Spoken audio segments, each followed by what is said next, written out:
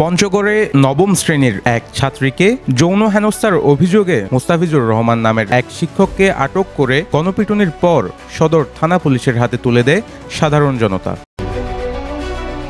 বুধবার বিকেলে পঞ্চগড় জেলা প্রশাসকের কার্যালয় চত্বরে এই ঘটনাটি ঘটে। পঞ্চগড় শহরের মসজিদপাড়া এলাকায় ওই শিক্ষক তার কোচিং সেন্টারে সেই ছাত্রীকে যৌন হেনস্থা করার সময় হাতে নাতে আটক করে তাকে জেলা প্রশাসকের কার্যালয় চত্বরে নিয়ে যায় ছাত্র জনতা। আটককৃত শিক্ষকের বাড়ি ঠাকুরগাঁও জেলা সদর উপজেলার চিলারং ইউনিয়নের পাহাড়ডাঙ্গা এলাকায়। তিনি জেলা শহরের একটি বালিকা উচ্চ বিদ্যালয়ের গণিত বিভাগের শিক্ষক বলে জানা গিয়েছে। জেলা শহরে একটি ভাড়া বাসায় তিনি পরিবার সহ বসবাস করতেন।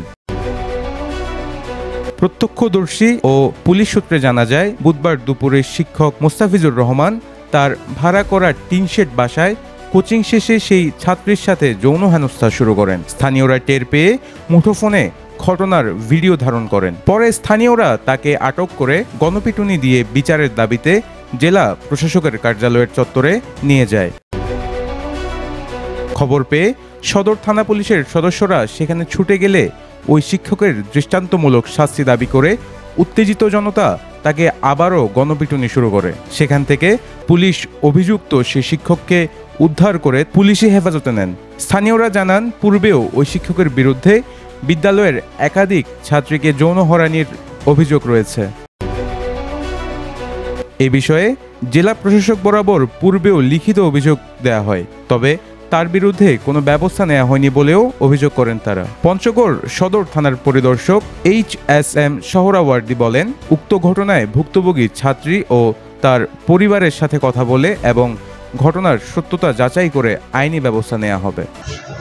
ওনার বিরুদ্ধে অভিযোগ হলো যে উনি স্কুলের একজন ছাত্রীকে শ্লীলতাহানি করেছেন। আমরা যে উত্তেজিত জনতার কবল থেকে তাকে উদ্ধার করে থানা হেফাজতে নিয়ে আসি। বিষয়টি আইনগত ব্যবস্থা গ্রহণের প্রক্রিয়া চলছে। আমরা যে ভিকটিম অথবা ছাত্রীর পরিবারের সাথে যোগাযোগ করছি। আমরা আসামিকেও জিজ্ঞাসাবাদ করছি। অভিযোগ প্রাপ্তি সাপেক্ষে আমরা দ্রুত এ বিষয়ে আইনগত ব্যবস্থা গ্রহণ করব। পঞ্চগড় জেলা প্রতিনিধি আল মাহমুদ দোলনের পাঠানো তথ্যচিত্রে নিউজ ডেস্ক, প্রতিদিনের কাগজ।